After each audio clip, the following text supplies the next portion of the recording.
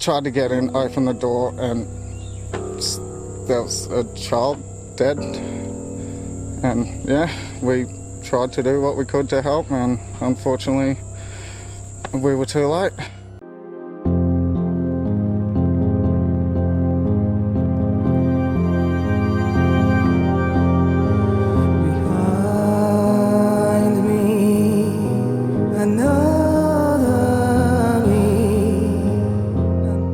Viewer discretion is advised for this educational documentary. Welcome or welcome back to CASE Documentaries. I bring you true crime, disturbing stories and other things that you may later regret knowing with regular uploads every week. Please do join the quickly growing, incredibly supportive CASE family by hitting subscribe now and turning on notifications. Thank you so much to all of my patrons. If your name is on screen right now, then you're a legend. Our love and respect goes out to all those affected by this dark case. Hannah Clarke wanted to be a mother from a very young age. This began with the love and care for her younger siblings, and then as she grew, all she wanted was to be a successful mother. She was full of energy and grew up spending her days being as active as possible. She was described as having the brightest, most constant smile every single day. Hannah was also extremely competitive in her passions. She worked as hard as she could to be a successful CrossFit competitor. She won first place in the Australian competition and fourth place in the international one. Hannah worked tirelessly towards her goals and didn't let anyone stop her. But alongside that was her soft, loving and nurturing side that thrived just as well. She continued her love of everything energetic into her marriage, with her husband and as a mother to her 3 children. 6-year-old Aaliyah was bright and strong just like her mother, having a strong affinity for sports. 4-year-old Leanna was the fashionista of the family, changing her outfits multiple times per day. And 3-year-old Trey was looking to be a football prodigy, with Hannah saying he was better at football than people twice his age. Hannah's children were truly her reason for living. All she really wanted was for them to have the best life possible. The family resided in Brisbane, one of the biggest cities in Australia. Culture in Brisbane is booming, with its main attractions being art galleries, museums and the Botanic Gardens. It was a great place for a family like Hannah's. Hannah Clarke had got married to Rowan Baxter in 2009 when she was 21 and he was 32. Rowan was someone that shared the same passions towards fitness as she did. He was a rigorous personal trainer and passionate towards rugby. He actually used to play professionally for the New Zealand Warriors. He and Hannah bonded over their mutual love for the adrenaline that exercise provided and had a healthy competition between them at first. Rowan had won over her family when they were first together, despite their initial reservations. However, things quickly turned around and went downhill quickly. As their marriage continued, Hannah's mother would witness Rowan become increasingly more controlling. Friends of his would report his ruthless style of training, working his clients to the point of vomiting. And this type of mentality quickly carried over into his relationship with Hannah. Hannah was no longer allowed to wear shorts to the gym, and she had to stop wearing pink since her husband thought it was a little girl's colour. In addition to his controlling nature, Rowan also had very specific views on what a marriage should look like. In his mind, women were to be 2 things for their husbands: a housekeeper and a prostitute. As their marriage progressed over the years, Hannah was suffering more and more, but she would constantly deny that she was a victim of domestic maltreatment. However, Rowan called Hannah a fat pig, which, as you can see, couldn't be further from the truth. And I feel like I should just add this quickly. That shouldn't really be said about anyone else either. Rowan lacked any type of empathy towards his wife, responding to both her physical and emotional pain with the simple phrase, "toughen up." He tore her down in every sense of the word, calling her disgusting and pointing out the fat on her stomach when she got dressed for work in the mornings. Hannah's husband was jealous of her successes in athletics and as a trainer, not being able to live with the fact that she was better than him at his own passions. Their marriage dragged on for 10 years, as Hannah was broken down by Rowan's behaviour, but she stayed married to him for the sake of her children. It even got to the point where people knew that Rowan was cheating on Hannah. His cousin recalled seeing them at a family barbecue, where she witnessed him messaging other women without any shame. For much of the marriage, Rowan was able to keep the darkness of their relationship under wraps. He simply projected a fake persona. He was able to portray to the masses that any bad rumours about him were malicious lies against a good guy, someone that was just trying to get by and do the right things in life. He had this mesmerising ability to make people feel bad for him, but Hannah's family saw right through it. When he couldn't fool Hannah's siblings or parents, Rowan did everything he could to isolate her from them. Textbook behaviour.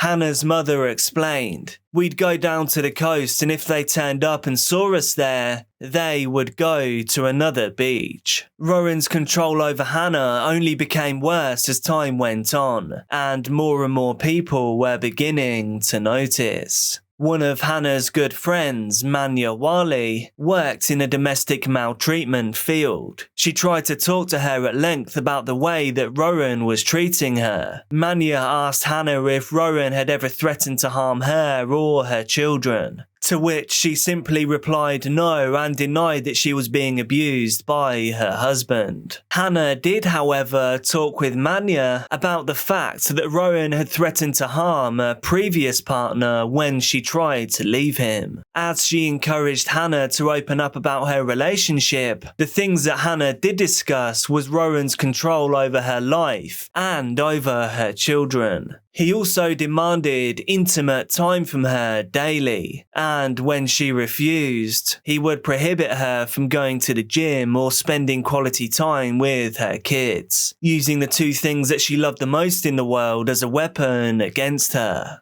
He would constantly look through her messages on social media with clients, accusing her of cheating on him with any male name that he saw, even names that Rowan knew personally through the gym. In response to this, he would take any money that Hannah had, and then blame her for being an incompetent spender. Manya, upon listening to Hannah's claims, did her best to explain the very real danger of her relationship with her husband. She explains the realities of emotional, intimate, and financial maltreatment, trying to make her understand that what she was experiencing was domestic abuse, that this certainly wasn't love, and it definitely wasn't healthy.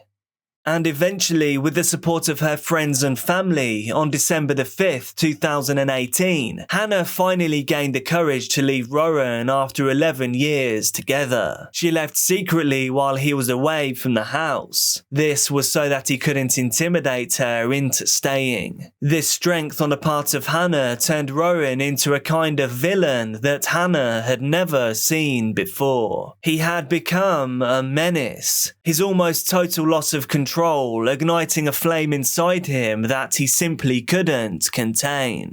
Hannah did her best to make the separation cordial for the children, allowing Rowan to see his children on occasion. Despite her efforts, her estranged husband would make every meeting tense and aggressive, with one of his visits ending with him kidnapping one of the kids for 4 days. And he took the middle one and just took off with her in my car. And now he's trying to play games with me on the phone. I know it's frustrating.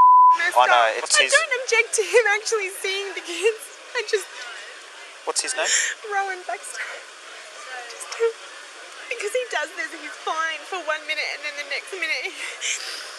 Is it stemming from anything or is it just a separation? The fact that I left. Yeah. So there's been a lot of domestic violence. Not physical but emotional, controlling, etc. for a long time, and it just got too much. I just couldn't do it anymore. I've been speaking with Constable at the Carina station, and we've been in talks of whether or not to get a DVO, but the only reason I didn't is because I was scared that it would antagonise the situation more, and I thought that by keeping them with me would prevent something like this happening. So you've dropped the kids over, or picking them up from Hannah, and she's found some photos of her in your car, and then you've grabbed her on the arm. So that's basically the information we've got. On this occasion, Hannah was packing up the kids from a visit, and Rowan wanted them to stay the night. And then, when Hannah refused, he grabbed their daughter out of her arms and ran down the street, throwing her into a car and then driving away. Hannah had to get the police involved to regain custody of her child, a child that had endured trauma at the hands of her husband. These events led Hannah to file a court order of domestic violence against Rowan, urging him to be cordial with Hannah at risk of being arrested. But this order would prove to be useless against Hannah's ex-husband. Things would only get worse, with Rowan assaulting Hannah in front of his friend's home, almost breaking her wrist. And because of this newest offence, Rowan wasn't allowed within 20 metres of Hannah. But of course, this didn't stop him. Rowan stalked Hannah wherever she went, and he convinced his friends to send her malicious emails, detailing how awful she was as a wife and as a mother. He somehow found a way to track her, sending her cryptic messages and photos of the places that she would go, and he was even able to put a recording device in her home. It was at this point that one of Hannah's friends paid a visit to the police station, telling officers that she was in fear for Hannah's life. Rowan had by this point claimed that he was going to take Hannah out, inciting fear in the minds of everyone close to his ex-wife. This included Rowan's own family members. The officers' only response was that they could not intervene unless Rowan actually harmed her. This decision by the police would prove to be one that would lead to unspeakable devastation. Hannah was being broken down. She even casually said that Rowan was trying to end her life, and now she saw no way of stopping his vendetta against her. All this time, Rowan continued to keep up appearances on social media. He posted loving photos of his children and played into the perfect man persona as much as he could. He even said that he couldn't bear to be without his wife. His social media posts caused people to send nasty messages to Hannah, crucifying her for leaving such a good and honest man. The mental turmoil that Hannah endured from leaving Rowan could have even been worse than when they were together. But Hannah, being Hannah, continued to persevere. She was a strong woman and a dedicated mother. She leaned on her family and friends. The support they gave her throughout these months was invaluable. And by the end of 2019, Hannah was optimistic about the year ahead. She told her sister-in-law that 2020 was going to be a great year. She was now progressing towards a new life with her kids, a new life for herself. On February the 19th, 2020, Hannah's optimism would be squashed yet again. Hannah was loading her 3 children into the car to take them to school when Rowan came out of nowhere and jumped in the passenger seat. Hannah promptly told Rowan to get out of the car, saying that he was violating the court order that she had against him.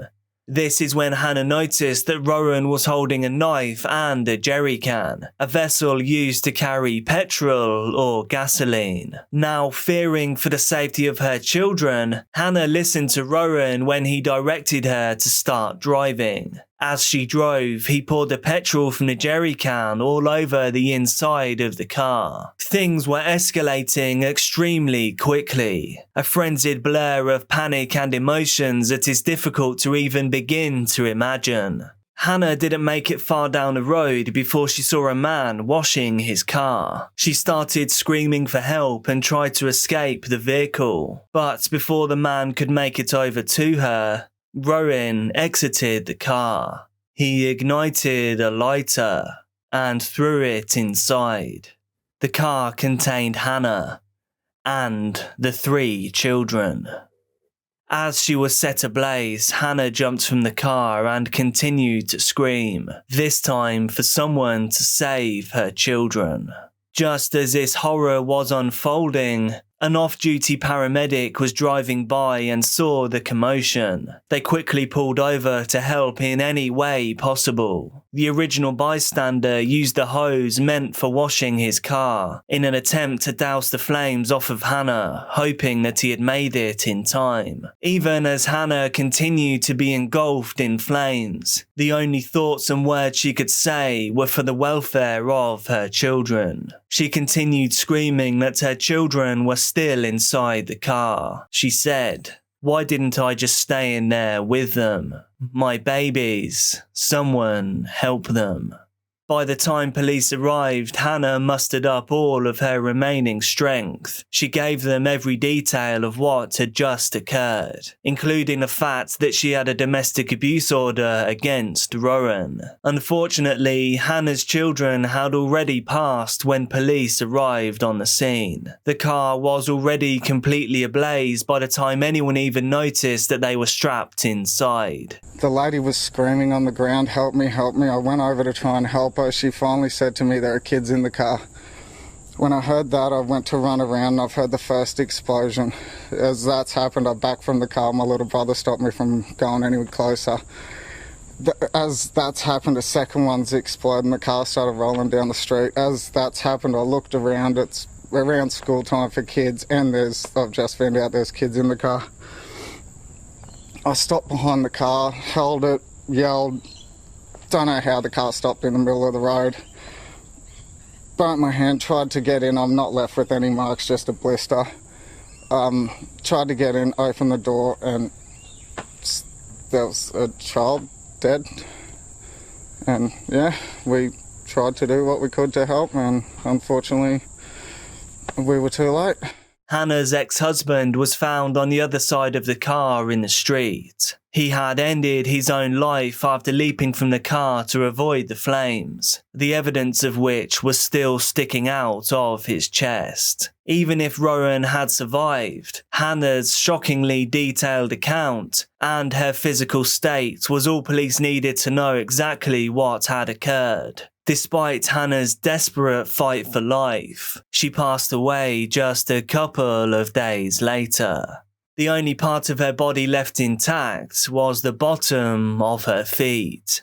4 months before the fatal fire, police body cam records a condescending Rowan Baxter blaming his wife because one of their cars was unregistered and police pulled them over. Because I thought the rego I thought was due in October. Talk to me about it because it's your car. Upon inspection of Rowan's phone, investigators found a long, in-depth letter of his plans to end Hannah's life. He began writing the letter in January, finally choosing to carry it out the following month. He wrote about how he was tired of playing Hannah's game, and that he would end it without hesitation. This letter gave police insight into the truly deranged mind of Rowan Baxter, and the lengths he would go to always have control over his family, even if that meant that they and he would no longer be on this earth. Hannah's family held a public vigil for Hannah, her parents choosing to wear pink in her honour, and to denounce everything that her attacker stood for. What are your thoughts about this case? What do you think could be done to avoid something like this happening again in the future? Let me know down in the comments. Be careful out there and I'll see you soon.